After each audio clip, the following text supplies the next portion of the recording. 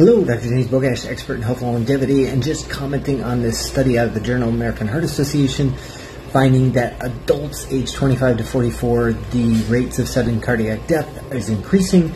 Now, granted, these numbers are low in the scheme of things, but the reality is cardiovascular disease is almost entirely preventable, and lifestyle is absolutely critical. I feel genetics play a very small role in cardiovascular disease. If they do, it is through the risk of diabetes pathway and not an actual true risk of cardiovascular disease.